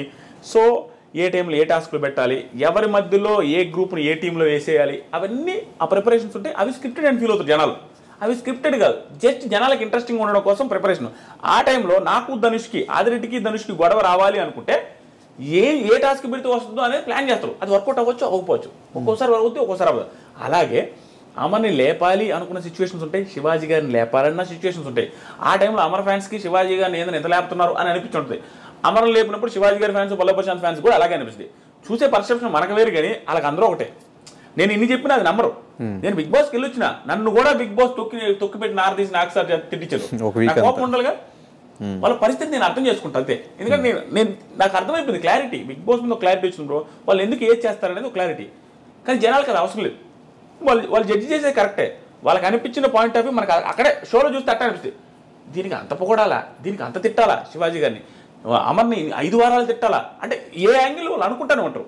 కానీ వాళ్ళ యాంగిల్ వేరేగా ఉంటుంది. వాంటెడ్గా చేరు వాళ్ళు వాంటెడ్గా చేశారంటే అమర్ లేపాలని చూసారంటే సింపుల్ లాజిక్ బ్రో. చిన్న పాయింట్, ప్రశాంత్ని మెడపట్టుకుని చూశాడు అవునా, ఆ సీన్ కట్ చేస్తే అయిపోలే, అది ఎన్ని సెకండ్లు బ్రో, 5 సెకండ్లు బిట్టు తోసేది, 5 సెకండ్లు బిట్టు తోసేస్తే అది ఎడిటింగ్ లేపేసి అయిపోయేది కదా, లేపలేదే. సో వాళ్ళు కావాలంటే ప్రతి చోట పాజిటివ్ చేయొచ్చు ఏ పర్సన్ అయినా, ప్రతి చోట నెగిటివ్ చేయొచ్చు ఏ పర్సన్ అయినా, కొంచెం ఎడిటింగ్ స్కిల్స్ని చూపించి. అట్లా ఏం చేయరు బ్రో. ఇంట్రెస్టింగ్ ఉండడం కోసం ఒక్కోసారి ఆ డ్యూరేషన్ సెట్ చేయడం కోసం అట్ట ఇట్ అవుతుంది తప్ప వాంటెడ్గా చేయరు. ఎవరు గెలిస్తే వాళ్ళకి ఏం పోయేదేం లేదు, మనకు అలా అనిపిస్తుంది. అనిపించడం మనం కూడా చేయొచ్చు. నేను కూడా అన్నా చాలాసార్లు వీళ్ళ ఫేవర్ వాళ్ళ ఫేవర్ అని అది అంటా ఉంటారు, కానీ వాళ్ళు చేయరు నాకు తెలిసినంత వరకు. కానీ బయటకు వచ్చాక ఏ ఒక్క కంటెస్టెంట్కి కౌశల్ లాంటి అంత పెద్ద స్టార్ హీరోకి వచ్చినంత క్రేజ్ వచ్చింది ఆ టైంలో. ఈరోజు కౌశల్ ఎక్కడ కనిపించట్లేదు. ఈరోజు సినిమా రిలీజ్ అవుతుంటే ఎంతమంది చూస్తారో తెలియదు, థియేటర్స్ రావట్లేదు, అలాంటి సిచ్యువేషన్కి వచ్చేస్తున్నారు అందరూ. ఈ బిగ్ బాస్ నుంచి బయటకు వచ్చాక ఫేమ్ ఎందుకు నిలబెట్టుకోలేకపోతున్నారు కంటెస్టెంట్స్? నాకు అనిపించింది జెన్యూన్గా చెప్పమంటారు బ్రో, చెబితే కొంచెం ఓవర్ అనుకుంటారేమో. అందరూ చేస్తున్నది, అందరు కాదు 90% బిగ్ బాస్ కంటెస్టెంట్స్ బయటకు వచ్చిన తర్వాత చేస్తుంది. వాళ్ళని వాళ్ళు ఓవర్ థింక్ చేసుకుంటున్నారు. Over think in the sense వాళ్ళని ఓవర్ పొజిషన్లో చూసుకుంటున్నారు. వాళ్ళకి వాళ్ళు నేను ఇంక ఇది కాదు వేరే అనే ఫీలింగ్లోకి వస్తున్నారు. అంటే ఎగ్జాంపుల్, సీరియల్ వెళ్ళేటప్పుడు సీరియల్ యాక్టర్ రాగానే సినిమా యాక్టర్ అవ్వాలనుకుంటారు. సీరియల్ను ఓన్లీ సినిమాలు చేద్దాం ఆ యాంగిల్ థింక్ చేస్తున్నారు ఎక్కువ మంది. దానివల్ల సీరియల్కి దూరం అయిపోతారు. సినిమాలు ఒకటి వస్తాయి, ఇంకా అతను తాగిపోతే సీరియల్కి రావాలంటే నామోషి తక్కువ, నామోషి ఉంటుంది. ఒకవేళ సీరియల్కి వచ్చినా కూడా కొంచెం ఓవర్ పాపులారిటీ ఏంది, ఇప్పుడు సీరియల్లో చూస్తే ఎట్లా ఉంటుందో కొంచెం దానికి సరిపోడేమో అనే ఫీలింగ్ వస్తుంది వీళ్ళకి. ప్లస్ రెమ్యూనరేషన్ వాళ్ళు యాక్సెప్ట్ చేయలేరు, ఎందుకంటే సినిమాలు చేసి వచ్చిన వాళ్ళు మళ్ళీ సీరియల్ చేయలేరు. అలా నువ్వు చేసింది నువ్వు ఏదైతే అంతకుముందు చేస్తున్నావో అది చేస్తే నీకు ఓవర్. ఇప్పుడు అమెరికాలో చేస్తే జాబ్ ఎలా ఉంటుంది, ఇండియాలో చేస్తే జాబ్ ఎలా ఉంటుంది. అమెరికాలో 10 లక్షలు వచ్చిన ఒకటే, ఇండియాలో 2 లక్షలు వచ్చిన ఒకటే, 1 లక్ష వచ్చిన ఒకటే. సో ఇక్కడే ఉంటుంది కదా. ఇప్పుడు ఊళ్ళో వాళ్ళు పొగుడుతుంటారు, రెస్పెక్ట్ ఎక్కువ ఉంటుంది. అదే సీరియల్లో యాక్టింగ్ చేసేవాడు వెళ్ళేసి వచ్చి మళ్ళీ సీరియల్ చేస్తే బీభత్సమైన రెస్పెక్ట్ ఉంటుంది. తోపు ఇప్పుడు మానస్ ఏమైంది, టాప్ మానసు ఇప్పుడు భయంకరమైన టాప్ కదా ఇప్పుడు బ్రహ్మముడితో. సో అలా వస్తుంది. కానీ వేరే రకంగా థింక్ చేస్తారు. ఇప్పుడు ఎగ్జాంపుల్కి నా కెరీర్ బాగుందా లేదా, బిగ్ బాస్ ముందు బిగ్ బాస్ తర్వాత ఇంకెక్కువ సంపాదిస్తాను, సబ్స్క్రైబర్లు వచ్చారు. ఇప్పుడు బయటకు వచ్చిన తర్వాత కానీ ఎంత బాగుంది. ఎందుకుంది, నేను వచ్చిన తర్వాత ఏం చేసిన బిగ్ బాస్ రివ్యూస్, అంతకుముందు ఏం చేసిన బిగ్ బాస్ రివ్యూస్. భయపడి రివ్యూస్ చేస్తే తిడతారనో, రివ్యూస్ చేస్తే ఏమంటారు అనేది ఏం లేదు. నా కెరీర్ మళ్ళీ అదే చేశా కాబట్టి సక్సెస్ అయినా. సో నాకు అనిపించింది వాళ్ళు ఓవర్గా థింక్ చేసుకుని చాలా మంది ఇది కాదు ఇంకొకటి చేద్దాం అనేసి వెళ్ళిపోయి అది ఏది కాకుండా అవుతున్నారని నాకు అనిపిస్తుంది బ్రో నిజంగా. కానీ సీజన్ 7 బజ్ ఎందుకు చేయనన్నారు మీ దాకా వచ్చినప్పుడు? నా దాకా డైరెక్ట్గా రాలేదు, ఇండైరెక్ట్గా వచ్చింది. ఇండైరెక్ట్గా అంటే నేను ఒప్పుకోననే ఫీలింగ్ వాళ్ళకి ఉండింది. ఎందుకంటే నేను రెస్పెక్ట్తోనే చెప్తాను, నాకు హ్యూజ్ రెస్పెక్ట్ వాళ్ళు టీం మీద, నేను భయంకరం రెస్పెక్ట్తో మాట్లాడతా వాళ్ళతో అందరితో. ఎందుకంటే అక్కడ నాది తెలిసిందే బ్రో, లాస్ట్ టైం రివ్యూస్ చేయాలి, మళ్ళీ ఈ సంవత్సరం వాళ్ళు రివ్యూస్ చేయొద్దంటారు. బిగ్ బాస్ బజ్ చేస్తే రివ్యూస్ చేయకూడదు. సో 2 సంవత్సరాలు రివ్యూస్ చేయకపోతే మీకు తెలుసు యూట్యూబర్గా ఎత్తిపోతుంది ఛానల్ మొత్తం, ఇంకా ఎంత చేసినా వ్యూస్ రావు. అలాంటప్పుడు అదొకటి. ఇంకొక రీజన్ ఏంటంటే 2 సంవత్సరాలు రివ్యూస్ చేయకపోవడం వల్ల మనకు రివ్యూస్ అంటేనే ఇష్టం. నేను ఎందాక చెప్పిన వచ్చిన తర్వాత నువ్వు ఏదైతే చేయాలనుకుంటో అదే చేస్తే సక్సెస్ అవుతావు. నువ్వు ఈ స్థాయి పెరగాలనేసి చూసావు అనుకో, బిగ్ బాస్కి వెళ్ళి వచ్చిన వాళ్ళకి చాలా మందికి అవ్వదు, కొంతమందికి అవుద్ది, చాలా మందికి అవ్వదు. అది కూడా థింక్ చేసుకుని ఏది చేస్తానో అదే చేస్తే లైఫ్ బాగుంటుంది అనేసి అదే చేసుకున్నాను. నేను ఎక్కువ చేయట్లా. దానికి రీజన్ కూడా ఉంది బ్రో, నేను చెప్పేస్తాను అనిపించింది. దానికి రీజన్ ఏంటంటే నేను ఏందా చెప్పినట్టుగా హ్యూజ్ ప్రాబ్లమ్స్ చూసాను. నేను చూడండి ప్రాబ్లమ్స్ కాదు, ఫ్యామిలీ స్ట్రగుల్ అయ్యేది కళ్ళ ముందు నేను చూసా. మొత్తం మా అక్క పెళ్లి కావాలంటే 1.5 లక్ష కోసం చెట్టుగారికి ఒక ఇల్లు అమ్మేసాం మేము. నేషనల్ హైవేలో ఉన్న ఇల్లు అమ్మేసాం 1,75,000కి. పెళ్ళి అవ్వాలంటే ఇల్లు అమ్మాలా, నేను చదవాలంటే 1 ఎకరం అమ్మాలా, బ్యానీ అమ్మాలా. అలాంటి సిచ్యువేషన్ చూసా. ఏది కావాలని ఒకటి అమ్మితే వచ్చింది నాకు. అట్లాంటి సిచ్యువేషన్ చూసి వచ్చిన ఒక పీక్ ప్రాబ్లమ్ చూసి వచ్చిన పర్సన్, ఫ్యామిలీ బాధ్యతలన్నీ భుజాన్ని వేసుకున్న పర్సన్ ఏం చేస్తాడు బ్రో వచ్చిన తర్వాత కెరీర్ మీద చాలా ఫోకస్గా ఉంటారు. ఎందుకంటే నేను మళ్ళీ వెనక్కి వెళ్ళి ఫ్యామిలీని స్ట్రగుల్లో తోయాలని నాకు అసలు లేదు. కాబట్టి ఎక్స్ట్రా చేయకుండా మళ్ళీ రివ్యూస్ చేసుకున్నావు. బజ్కి వస్తే మళ్ళీ రివ్యూస్ పోతే నిన్ను దేకపోతే బజ్లో వాళ్ళు అడిగిన క్వశ్చన్ అడుగుతావు, నువ్వు నెగిటివ్ అయితే నీ పర్సెప్షన్ ఉంటే నీ టాలెంట్ మీద నువ్వు ఉంటే అది వేరే ఉండొచ్చు. వేరే వాళ్ళ క్వశ్చన్స్ నువ్వు అడిగితే దానికి నువ్వు జస్టిఫికేషన్ ఇవ్వలేకపోతే నువ్వు నెగిటివ్ వేస్తే నీ కెరీర్ స్పాయిల్ అయితే నీ ఫ్యామిలీ నువ్వు చూస్తాడు. నేను ఆ ఫ్యామిలీ విషయంలో మాత్రం ఎక్కడ ఆయనకు అడిగాను బ్రో. నేను అనుకుంటే ఆ ఫ్యామిలీని మళ్ళీ ఆ స్థాయికి వెళ్ళకూడదు, నేను మళ్ళీ వెనక్కి వెళ్ళకూడదు. అలాగే కెరీర్ ప్లాన్ చేసుకున్నాం. అది కూడా ఒక రీజన్. ఇంకో రీజన్ కూడా అనిపించింది నాకు, మేబీ బజ్కి తక్కువ డబ్బులు వస్తాయి, రివ్యూస్ చెప్పుకుంటే ఇంకెక్కువ డబ్బులు వస్తాయి. అది కూడా రీజన్. అది మెయిన్ రీజన్ కాదు, డబ్బులు పెద్ద పట్టించుకుందని ఇది అది కూడా మెయిన్ రీజనేలే. ఎందుకంటే ఫ్యామిలీ గురించి అలా ఇచ్చినాను. మళ్ళీ వెనక్కి వెళ్తామేమో లేదు ఓవర్ యాక్షన్ చేసి మనం సెట్ కాకపోవచ్చు బజ్జు ఓవర్ యాక్షన్ ఎందుకు చేసుకుని లైఫ్ స్పాయిల్ చేసుకుని నాకు ఆ రోజులు గుర్తించుకుని భయం బాధ భయం వేస్తుంది బ్రో. ఏంది బ్రో అసలు నేను చెప్తాను, నేను చెబితే నాకు ఒకసారి అనిపిస్తుంది, నేను ఫిష్ తిను, ప్రాన్స్ తిను, మటన్ తిను, నాకు తెలియదు ఎందుకంటే చిన్నప్పుడు తెచ్చేది మా ఇంట్లో, నిజంగా తెచ్చేది. ఫిష్ ప్రాన్స్ మటను మా ఇంట్లో ఎక్కువ తేరు, ఎక్కువగా అసలు తెచ్చినట్టు నాకు అసలు గుర్తులేదు, కాబట్టి నాకు అది అలవాట్లేదు, ఆ టేస్ట్ తెలియదు. కాబట్టి మటన్ స్మెల్ అంటే అమ్మ అది కంపురా అంట, ఎందుకంటే నాకు పడదు. ఎందుకంటే చిన్నప్పుడు తిని అలవాటు అయితే అది మనకు అలవాటు అవుతుంది. ఆ పొజిషన్ నుంచి వచ్చి ఏదైనా మనకు రావాలంటే చాలా కష్టపడి రోజు లేదు కానీ నేనైతే బిల్డప్పే ఆ రోజు ఖర్చు పెట్టేవాడిని ఓవర్గా గాలిగా. కానీ నా దగ్గర మా ఇంట్లో వాళ్ళ దగ్గర లేదు, పీడించుకొని ఖర్చు పెట్టేది. కానీ ఈరోజు ఆ ప్రాబ్లమ్స్ మళ్ళీ చూడాలంటే భయం, అందుకే చాలా జాగ్రత్తగా ఉంటాం బ్రో, భయంగా ఉంటాం. రెవెన్యూ ఇప్పుడున్న యూట్యూబర్స్ అందరికంటే, రివ్యూస్ ఇచ్చే అందరికంటే మీకే ఎక్కువ రెవెన్యూ వస్తుంది. అండ్ అందరూ మీ రివ్యూస్ ఎక్కువ మంది చూస్తున్నారు మిగతా వాళ్ళతో కంపేర్ చేసి, వ్యూవర్షిప్ పరంగా కానీ మిగతా అంతే. ఇదన్నిటికీ రీజన్ ఏంటి? బిగ్ బాస్కి వెళ్ళి రావడమా? అంతే బ్రో, అది మెయిన్ రీజన్ అయ్యి ఉండొచ్చు. కానీ అంతకుముందు కూడా నాకు ఎక్కువ పోయాయి బాగానే. బిగ్ బాస్కి వెళ్ళి రావడం వల్ల ఫ్యామిలీ ఆడియన్స్ కనెక్ట్ ఇంకొంచెం వస్తున్నాయి. దాంతోపాటు ఏంటంటే బ్రో, నాది నెల్లూరు స్లాంగ్ కొంచెం జనాన్ని కనెక్ట్ చేస్తేమో అనుకుంటా. దాంతోపాటుగా నేను నార్మల్గా మాట్లాడేస్తా బ్రో, ఇంకా దానికి స్క్రిప్ట్ అనుకోవడం ఏముండదు, నాకు అనిపించింది మాట్లాడతా. ఒకసారి అయితే కన్ఫ్యూజ్ అయ్యి వెనక్కి వెళ్ళి ముందుకు వచ్చి ఏదైతే చేస్తుంది అది హార్ట్గా చేయను, నాకు తెలియకుండా వచ్చేస్తుంది. ఎందుకంటే సింగిల్ టేక్ వేసేస్తా ఉంటా. మేబీ అది ఆ న్యాచురాలిటీ నచ్చిందేమో. ప్లస్ అన్ని పాయింట్స్ టచ్ చేస్తా, న్యూట్రల్గా చెప్తాను, ఒకరినే చెప్పను, ఒకరినే ఇదేం కాకుండా. మోస్ట్లీ నేను నాకు తెలిసిన వాళ్ళు పోయినా కూడా నేను పాజిటివ్ చెప్పాలని నెగిటివ్ చెప్పాలని ఏముండదు, నాకు అనిపించింది చెప్పేస్తాను జెన్యున్గా. దానికోటి ఫ్యామిలీ ఆడియన్స్ బిగ్ బాస్ వాళ్ళు కనెక్ట్ అయి ఉన్నారు కాబట్టి దేవుడి దేవల్ల బిగ్ బాస్కి వెళ్ళి కూడా నెగిటివ్ కాకుండా వెరీ పాజిటివ్ బయటకు రావడం వల్ల జనాలకి నా క్యారెక్టర్ కూడా నచ్చింది చాలా మందికి బిగ్ బాస్ హౌస్లో. ఎందుకంటే నేను అంతకుముందు ఎవరికి తెలియదు బ్రో, నేను ఎలా ఉంటానో తెలియదు. అక్కడికి వెళ్ళిన తర్వాత ఇంత ఒబీడియంట్గా ఉన్నాడు, ఇంత సైలెంట్గా ఉన్నాడు మనిషి, మనం అనుకున్న దానికంటే రివ్యూస్లో చూసి జడ్జ్ చేస్తాం కానీ మనోడిని అన్నాడు అది ఇదని, మనిషి బాగానే ఉన్నాడు కదా, మంచిగా ఉన్నాడు, బాగా ఆడాడు అనే ఫీలింగ్ ఉంది. అది ఆ పాజిటివ్ కూడా నాకు వర్కౌట్ అయింది. దానివల్ల రివ్యూస్ బీభత్సం, నేను లాస్ట్ టైం కంటే కూడా డబల్ వ్యూస్ అన్నిట్లో అన్ని రకాల డబల్ వచ్చింది. కానీ సీజన్ 5, 4, 3 అండ్ నాన్ స్టాప్ వీటిలన్నిటికీ మీరు రివ్యూస్ ఇచ్చినప్పుడు మీకు వచ్చిన రెమ్యూనరేషన్ యూట్యూబ్ నుంచి ఎక్కువ, కానీ బిగ్ బాస్ హౌస్కి వెళ్ళి వచ్చినా కూడా బిగ్ బాస్ నుంచి వచ్చిన రెమ్యూనరేషన్ చాలా తక్కువ. అయినా కూడా బిగ్ బాస్కి ఎందుకు వెళ్ళారు? రివ్యూస్ చెప్పుకోవచ్చు కదా అదే ఇయర్ కూడా, ఎందుకంటే మీకు డబ్బులు అంటే చాలా ఇంపార్టెంట్ కాబట్టి రివ్యూస్ చెప్పుకుంటే అయిపోయేది కదా, ఎందుకు బిగ్ బాస్కి వెళ్ళారు? అవును బ్రో, అదేంటంటే ఆ టైం ఎట్లా ఉండిందంటే ఇది చాలా కంట్రవర్షియల్. అంటే ఇప్పుడు ఏమైందంటే ఆ టైంలో వాళ్ళు నన్ను అడిగినప్పుడు మనకి ఎట్లా ఉంటుంది బ్రో, రివ్యూస్ చేస్తున్నాము బిగ్ బాస్కి వెళ్ళాలని ఎవరికైనా ఉంటుంది బ్రో, రివ్యూస్ చేసేవాడు ప్రతి ఒక్కరికి బిగ్ బాస్కి వెళ్ళాలని ఉంటుంది. అది ఇది గెలవాలనే పాయింట్ కంటే అది ఎలా ఉంటుందో చూడాలని ఎక్సైట్మెంట్ అందరికీ ఉంటుంది. కానీ నెగిటివ్ అవుతావేమో, ఇందాక మీరు బజ్కి ఎలా భయపడ్డారు, ఒకవేళ బిగ్ బాస్కి వెళ్ళి వచ్చిన తర్వాత నేను రివ్యూస్ చెప్తే ఆ రివ్యూస్ ఎలా తీసుకుంటారు ఆడియన్స్? అరే నువ్వు కూడా వెళ్ళావు కదా హౌస్లోకి. పోసుకున్నా బ్రో, వెళ్ళేటప్పుడు పోసుకున్నా, చాలా రోజులు ఆలోచించా. ఏది వాళ్ళకి వెళ్ళాలనే ఉద్దేశంతో ఇంటర్వ్యూలో నేను వచ్చేస్తాను, నాకు ఏ సంబంధం నేను వచ్చేస్తాను అని చెప్తున్నాను. కానీ ఓ మూలలో భయం, నేను సెలెక్ట్ అయ్యానని మెయిల్ వస్తుంది మీరు రెడీ అవ్వచ్చు అని చెప్పినప్పుడు కూడా నో చెబుదామనే ఫీలింగ్ కూడా ఉండింది 50 to 60%. ఎందుకంటే అవన్నీ ఆలోచించుకున్నా, ఒరే ఒకవేళ నేను ఫిజికల్గా స్ట్రాంగ్ కాదు అలా లోపలికి వెళ్ళిన తర్వాత ఆడినా, కానీ నాకు భయం. ప్లస్ భయంకరమైన ఇంట్రోవర్ట్ నేను, అమ్మాయిల ఫేసే చూడను. నేను అసలు అమ్మాయిలు నాకు ఎదురుకుంటే మనం ఫేస్ చూస్తుంటే వాళ్ళు ఇంకేదైనా తప్పుగా అనుకుంటారేమో అనేది నేను చూడను, ఇలా అన్నాం ఇలా మాట్లాడుతూ ఉంటాను. అలాంటి పర్సన్ నేను అక్కడికి వెళ్ళిన తర్వాత వాళ్ళతో మాడకపోతే ఇంకెట్ట వర్కౌట్ అవుద్దని నాకు తెలుసు, నేను నెగిటివ్ అయిపోతాను, కెరీర్ స్పాయిల్ అవుద్దాను భయపడి. కానీ ఒక మూలలో బిగ్ బాస్ మీద నేను ఇష్టం డామినేట్ చేసేసింది బ్రో. 1 వీక్ ఉండి వచ్చినా చాలు, తర్వాత మళ్ళీ రివ్యూస్ ఏదో ఒకటి చేసి నా తప్పులన్నీ ఒప్పేసుకుందాం, నేను నా వల్ల కాదు, నేను ఓన్లీ రివ్యూస్లో పని చేస్తాను, నేను ఆడలేను అని చెప్దాం అనుకున్నాను. నా వల్ల కాదులే, ఏముంది మన చేతుల్లో లేదని. కానీ 1 వీక్ అయినా ఉండేసి వద్దాం అనేసి గట్టిగా అనుకున్నాం. అంటే అదొక సక్సెస్గా ఫీల్ అయ్యా. ఏమరా రివ్యూస్ చెప్పినాము, మేము బిగ్ బాస్కి వెళ్ళి వచ్చాము, మాకు ఊరికే వస్తుంది బిగ్ బాస్ ఛాన్స్ అనే ఫీలింగ్ ఉంటుందా అనే ఫీలింగ్లో ఉన్నా. కానీ ఆ భయం అయితే ఉండింది. కానీ అక్కడికి వెళ్ళిన తర్వాత ఏంటంటే నువ్వు 1 వీక్ ఉంటే బ్రో బిగ్ బాస్ హౌస్లో భయంకర కాన్ఫిడెన్స్ వస్తుంది. తెలియకుండా నేను ఆంజనేయ స్వామి దూరినంత, అంటే బలం లేనివాడు కాడ కూడా బలం వస్తుంది, బలపరిచిన తిట్టాడు అట్లా వస్తుంది. ఎందుకంటే అక్కడ కాన్ఫిడెన్స్ వచ్చేస్తుంది మనకి.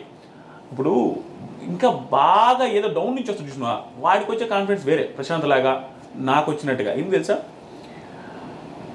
ఆడికి అది పెద్ద ఛాన్స్, వాడికి పోయేదిలే ఇంకేమి. 2వ వారానికి వచ్చేసిన పోయేదేమిలే, 3వ వారానికి వచ్చేసిన పోయేదిలే. ఎందుకంటే వాడికి అది అంతా బోనస్సే, ఏదొచ్చినా బోనస్సే. 1 వీక్లో వెళ్ళిపోతే ఆల్రెడీ 1 వీక్లో వస్తే ఎవడు కూడా ఫీల్ అవుతాడు. షాక్ అయ్యేదేముంది, ఆదిరెడ్డికి ఏముందిరా 1 వీక్లో వస్తాడు, వాడికి నెగిటివ్ అందరినీ అన్నాడు రావాడు అని అనుకుంటారు. ఆ కాన్ఫిడెన్స్ ఉండేది. కాబట్టి మనకు పోయేది ఏం లే అని కొంచెం హ్యాపీ. ఇంక వచ్చే వారాలను బోనస్ అని స్ట్రగుల్ లేకుండా, స్ట్రెస్ లేకుండా ఆడే. కానీ ఒక రివ్యూవర్గా మీరు హౌస్లోకి వెళ్ళినప్పుడు మీతో పాటు ఉన్న మిగతా రివ్యూవర్స్ అందరూ బయట నుంచి నెగిటివ్ రివ్యూస్ ఇచ్చారు మీ మీద చాలా ఎపిసోడ్స్. సో అవన్నీ మీరు యాక్సెప్ట్ చేస్తారా? యాక్సెప్ట్ చేయను, నేను యాక్సెప్ట్ చేయను. అలాగే ప్రతి కంటెస్టెంట్ కూడా వచ్చిన తర్వాత యాక్సెప్ట్ చేయను, నేను చేయను. అలాగే ప్రతి కంటెస్టెంట్ కూడా వచ్చిన తర్వాత ఏం చేస్తాను తెలుసా, ఆ రివ్యూవర్ ఈ రివ్యూవర్ అట్లా చేశారంటారు. నేను ఆ పాయింట్ కాదు, నా పర్సెప్షన్ వేరే అంటాడు. నిజం, అది నా పర్సెప్షన్ నిజంగానే వేరే. అక్కడికి వెళ్ళి ఏ కంటెస్టెంట్ తప్పు చేయడు బ్రో, ప్రతి దానికి జస్టిఫికేషన్ వాళ్ళ దగ్గర ఉంటుంది. కానీ అవన్నీ రివ్యూవర్కి అనవసరం. అలాగే నేను రివ్యూస్ చేసేటప్పుడు కూడా అంతే. అలాగే నన్ను అనేటప్పుడు రివ్యూవర్ సిస్టమ్ కూడా అదే. ఏం తప్పు పట్టను. నిజంగా నాకు ఎవరైతే నెగిటివ్ చెప్పారో, ఎవరైతే నెగిటివ్ అన్నారో వాళ్ళ ఒపీనియన్ చెప్పారో నేను రెస్పెక్ట్ చేస్తాను. ఎందుకంటే నేను అదే చెప్పింది అందరూ మీద. సో ఆ కంటెస్టెంట్స్కి మాత్రం నిజంగా అలా అనిపిస్తుంది. నేను కంటెస్టెంట్కి ఏమనుకుంటా, ఆ పాయింట్లో నెగిటివ్ చేశారా ఇల్లు, ఆ పాయింట్లో నేను అందుకు కదా, ఆ రీజన్ వేరే ఉంది కదా, దానివల్ల కదా నేను ఆ రోజు అట్లా చేసింది అని నాకు జస్టిఫికేషన్ ఉంటుంది. కానీ అది వాళ్ళకి అనవసరం. చూసిందే చెప్తారు, చూసింది చెప్పడంలో తప్పేం లేదు. నేను అదే తప్పు పట్టను, వాళ్ళు మాట్లాడే చేశారని వాడినాం. బిగ్ బాస్కి వెళ్ళి వచ్చిన తర్వాత ఒకప్పుడు నేను కొన్ని రివ్యూస్ తప్పుగా చెప్పానేమో అన్న ఫీలింగ్ వచ్చిందా? వచ్చింది బ్రో. ఎందుకంటే వచ్చింది కానీ దానికి ఏం చేయలేము బ్రో, వాళ్ళు చూపించింది చెప్పాలా. ఎక్కడ వచ్చింది చెప్పమంటా, యాంకర్ రవి ఉన్నారు చూసారా. నెక్స్ట్ క్వశ్చన్ అదే. యాంకర్ రవి కేసు పెట్టాడు మీ మీద, రివ్యూవర్స్ అందరి మీద పెట్టాడు, కానీ మీరు ఒక్కళ్ళు ఎందుకు సారీ చెప్పారు? అంటే యాంకర్ రవి అంటే భయపడ్డారా కేసు పెట్టిన వెంటనే? భయమేం కాదు బ్రో. ఎట్లా ఉంటుందంటే, నేను ఇందాక చెప్పిందే, ప్రతి ఒక్కటి ఫ్యామిలీ రిలేటెడ్ ఉంటుంది నా ఆలోచనలని. మా వైఫ్ కూడా ఫీల్ అయింది సారీ చెప్పినందుకు. ఎందుకు సారీ చెప్పడాలో, నువ్వేం తప్పు చేయలేదు కదా. వైఫ్కి ఉంటుంది కదా బ్రో, మనం తక్కువ చేసుకొని మనం దిగి చెప్పాలంటే వాళ్ళ ఫీలింగ్ ఉంటుంది. నేనేమంటానంటే, మన ఫ్యామిలీ ఉంది బ్రో, ఫ్యామిలీని ఎందుకు బాధ పెట్టాలా అంటే పోయేదేముంది సారీ చెప్తే. దట్టు నేను ఫ్యామిలీకి ఎంత గౌరవిస్తానో అలాగే ఆ పర్సన్ నాకు రవి అన్న కానీ వాళ్ళ వైఫ్ ఆవిడ మేడం కానీ చేసినప్పుడు ఏమన్నారు, మా ఇంటి వాళ్ళు బాధపడ్డారు, మీరు కొన్ని మాటలకి అన్నారు. నేనేం అనిందేమిలే, బాధపడేంత మాట. కానీ వాళ్ళు బాధపడ్డప్పుడు మనం సారీ చెప్తే అన్న సారీ అన్న అంత హట్ అయ్యారా మీరు అని అట్లా చెప్పా. తర్వాత స్టోరీ పెడితే బాగుంటుంది, మనం ఎన్ని చేద్దామంటే స్టోరీ పెట్టా. అంతకుమించి భయము గీమని కాదు, ఇక్కడతో ఎన్ని చేద్దాం, ఎందుకు ఫ్యామిలీ స్ట్రగుల్ అవ్వడం అనే ఫీలింగ్తో ఎండ్ చేశా. కానీ బిగ్ బాస్కి వెళ్ళేసి వచ్చిన తర్వాత యాంకర్ రవి ఉన్నారు చూసారా, ఆయన పర్సెప్షన్ నాకు అర్థమైంది. ఇప్పుడు సారీ ఫీల్ అయ్యా. వెళ్ళొచ్చిన తర్వాత నేను మనసులో సారీ ఫీల్ అయ్యా, ఆయనతో డైరెక్ట్గా ఎప్పుడు చెప్పలే. కానీ నేనేం తప్పు చేసింది ఏం లే రివ్యూస్లో. కానీ నాకు తెలియదు ఏం జరిగిందంటే, చిన్నది బ్రో, కొంచెం లెంత్ అయినా జనాలకు అర్థమయ్యేది ఇది. అక్కడ ఏమైందంటే ఆ రోజు ఇష్యూ యాంకర్ రవి వాళ్ళ ఇష్యూ ఏమైందంటే, ఆయనది ఒక టాస్క్లో టీషర్ట్లు వేసుకొని సన్నీ, యాంకర్ రవి, మానసు వీళ్ళు టీషర్ట్లు వేసుకుంటా ఉండాలి స్విమ్మింగ్ పూల్ దిక్కి. ఆ టాస్క్లో రవి యాంకర్ రవి అన్న సంచాలకు ఆయనకి లోపల ఏదో చెప్పాడంట బిగ్ బాస్ రూలు మార్చి. అది మనకు టెలికాస్ట్ చేయలే. అది మనకు రివ్యూవర్స్ రవి కావాలని సన్నీని ఓడించాలని ఇటు చేశాడు, కన్నింగ్ చేశారు అట్ట ఇట్ అనేసి రివ్యూస్ నెగిటివ్ చేసాం. కానీ ఆయనకి బాధ అనిపించింది ఎక్కడ తెలుసా, ఆయనకి రియాలిటీ తెలుసు లోపల ఏం జరిగిందో. ఈ నాయలకి ఏం తెలుసు అని లోపల అంత జరిగితే వీళ్ళు అంత మాట అంటారు నన్ను అనేసి ఆయన హట్ అయ్యిండు. అందుకు కేసు పెట్టాడు main, one of the reasons. కానీ మాకు కాలింది, మేము ఆడు చూపించింది కదా చెప్పినమని.